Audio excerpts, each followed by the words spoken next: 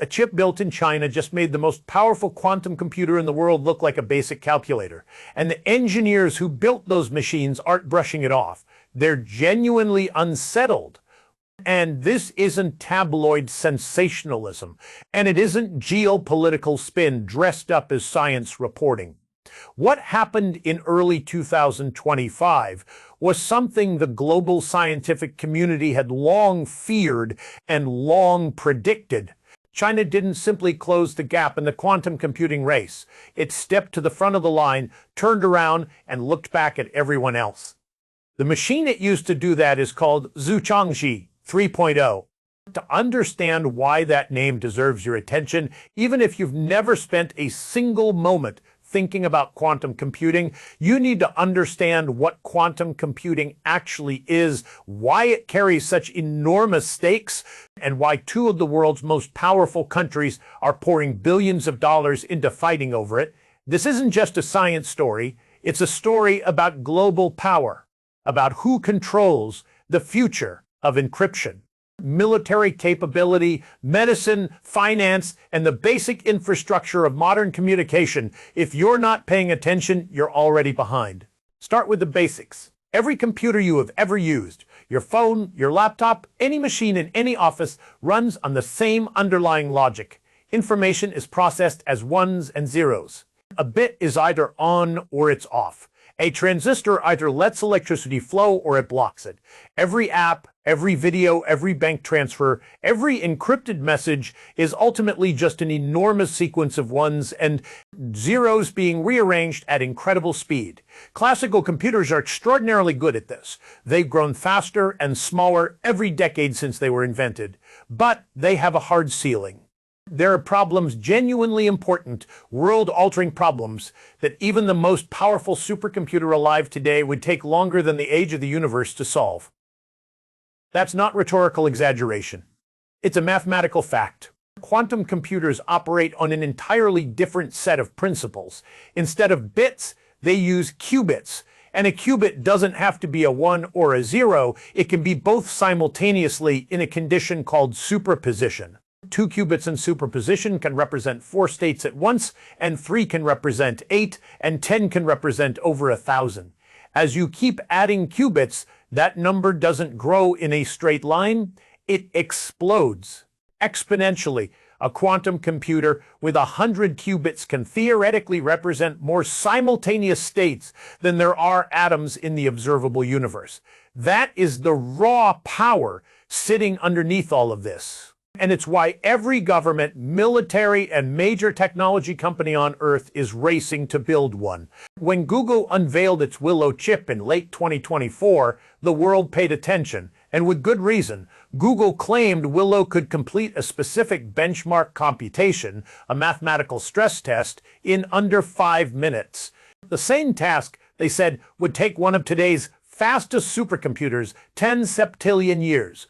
That's a 10 followed by 25 zeros, a number so vast it doesn't just exceed human comprehension, it dwarfs the age of the universe, which is only around 14 billion years old. The scientific community was impressed, and the press ran with it, and in many respects, the reaction was justified. And then, roughly 3 months later, something happened that most Western outlets barely mentioned. In March 2025, a research team at the University of Science and Technology of China, led by physicist Pan Jianwei, alongside colleagues Zhu Xiaobo and Peng Chengji, published a paper in Physical Review Letters, one of the most respected scientific journals in the world. The paper was quiet and technical, as these papers always are. The results were anything but. Their chip, Zhuangzi 3.0, carried 105 qubits arranged in a precise 1.5 by 7 lattice. When they ran their benchmarks, the numbers were staggering. The chip completed a quantum computational task in seconds, one that they estimated would take Frontier, the most powerful classical supercomputer on the planet. Housed at Oak Ridge National Laboratory in the United States, approximately 6.4 billion years to finish, not millions. Billions. What made the scientific community sit up wasn't just that raw figure, it was the direct comparison with Google's earlier Sycamore processors, the chips that had generated global headlines back in 2019. The performance gap between Zhuchangji 3.0 and those machines wasn't modest. It was 6 orders of magnitude, 1 million times more capable on this particular benchmark. Before going further, there's a crucial distinction that most coverage gets wrong. When researchers say one quantum processor outperforms another, they're referring to a very specific test. Random circuit sampling is a benchmark for measuring quantum advantage, the threshold at which a quantum computer genuinely does something a classical computer cannot realistically accomplish. These benchmarks are valuable for tracking progress. They do not mean that China can now intercept your emails, dismantle encryption systems, or launch a quantum-powered cyber attack. That is not what this chip does. Not yet. What it does is demonstrate capability, and at this level, capability is everything. The history of transformative technology is full of moments where the capability existed long before the most consequential application became possible.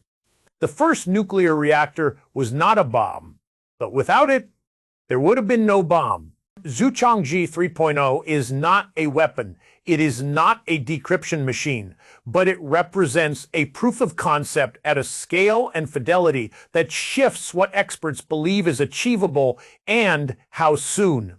The engineering behind the chip is genuinely remarkable.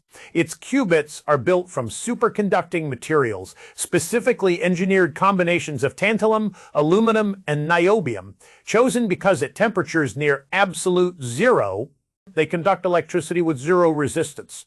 This matters because one of a qubit's greatest enemies is decoherence, the tendency of a quantum state to collapse the moment it encounters any outside interference. A stray vibration, a faint electromagnetic signal, a single photon of light, any of these can destroy a qubit's quantum properties in an instant. Quantum machines must therefore operate in environments colder than deep space, shielded from virtually every imaginable form of noise.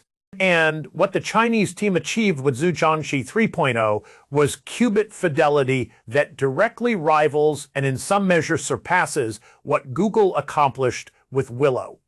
Single qubit gate fidelity reached 99.90%. 2-qubit gate fidelity hit 99.62%. Readout fidelity came in at 99.13%. These figures represent a level of precision that 5 years ago many physicists believed would take a decade to reach. The chip also incorporates 182 couplers, the microscopic bridges that allow qubits to interact, without which the entangled operations that give quantum computers their power wouldn't be possible. And here is where the story shifts from scientific to geopolitical.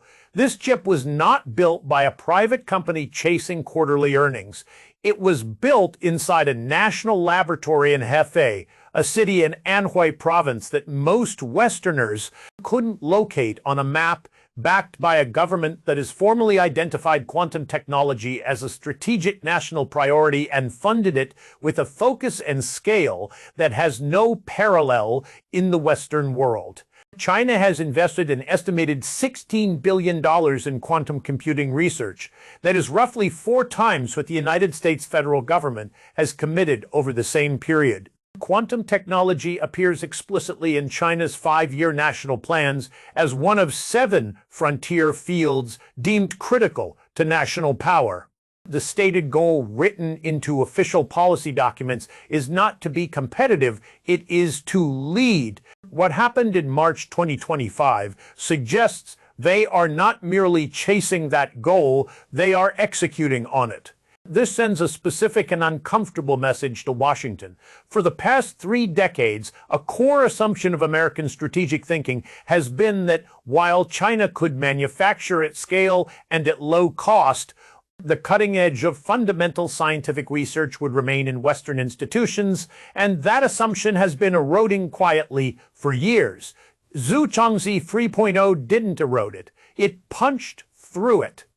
The U.S.-China Economic and Security Review Commission, which advises Congress, released a report stating plainly that China is aggressively pursuing cryptographically relevant quantum computing and may be deliberately obscuring how far its most sensitive programs have advanced. The U.S. government's own advisory body believes China may have quantum research more advanced than anything the public has seen. And it isn't only computing power China has been developing in parallel. While the United States is concentrated largely on raw quantum hardware, building faster machines and working to correct their errors, China has been pursuing a second strategy that may be more immediately dangerous. They have been constructing a quantum communication network, and they have largely already won that race. China's quantum communication backbone now stretches over 10,000 kilometers.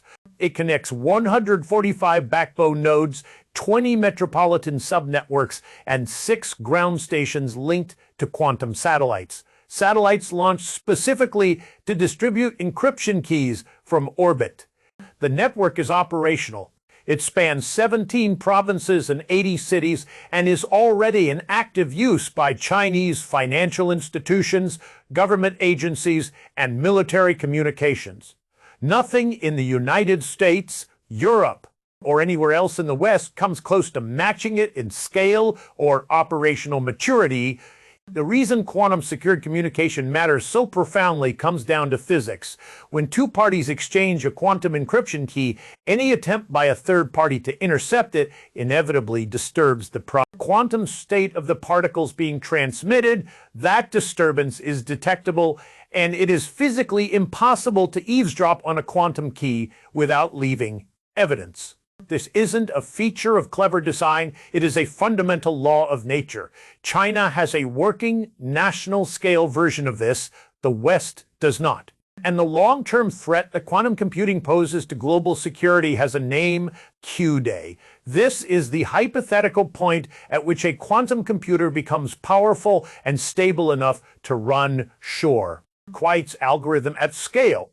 Developed by mathematician Peter Shor in 1994, the algorithm can factor enormous numbers exponentially faster than any classical machine. And factoring enormous numbers is the mathematical foundation of nearly every encryption system currently protecting the world's digital infrastructure, banking apps, private communications, classified government data, nuclear command systems. A sufficiently powerful quantum computer running Shor. Its algorithm would render all of that encryption transparent. Zhuangzi 3.0 cannot do this, and neither can Google's Willow. Breaking real-world encryption would likely require millions of error. 4 corrected logical qubits. Q-Day is not tomorrow. Most credible estimates place it somewhere between 5 and 15 years away. But Q-Day doesn't need to arrive for the threat to be active right now. Intelligence agencies are already engaged in what defense circles call harvest now, decrypt later, and encrypted data is intercepted today and stored in archives. When a quantum computer eventually becomes capable of breaking the encryption, those archives are unlocked.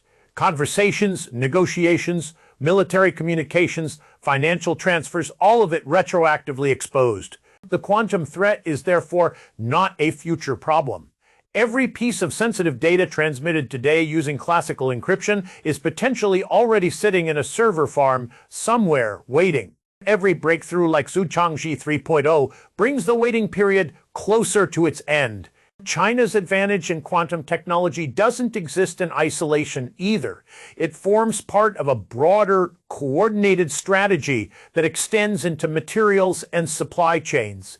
In April 2025, just weeks after Zhuangzi 3.0 made headlines, China imposed export licensing restrictions on gadolinium, terbium, dysprosium, lutetium, and several other heavy rare earth elements, critical inputs for quantum hardware, semiconductor manufacturing, and advanced defense systems.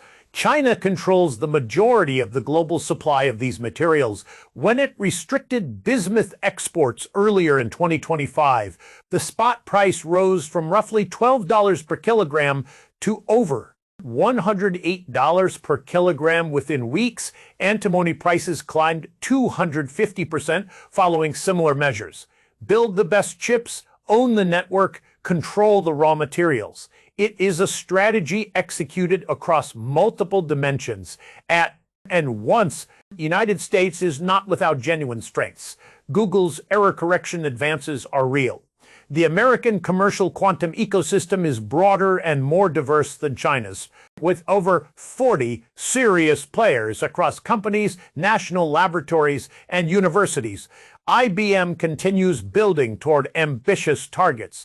The U.S. private sector, when it moves with urgency, can move in ways that centrally planned systems cannot easily match. But the structural gaps are real too. A $4 billion federal investment against China's $16 billion.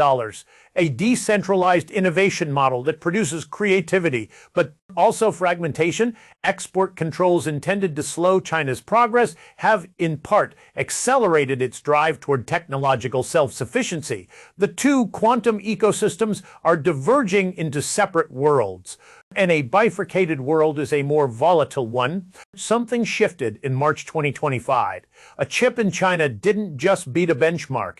It delivered a message heard clearly in every quantum laboratory from California to Munich to Tokyo. The message was straightforward. We are here, we are serious, and we are not stopping. The chips will keep coming, the qubits will keep multiplying, and the distance between what is theoretically possible and what is physically real will keep shrinking, and it will shrink fast. The decisions made in the next 5 years about how to fund, govern, secure, and shape this technology will matter more than any single result, any single paper, any single headline. And in a quiet laboratory in Hefei, a team of physicists just made those decisions considerably more urgent.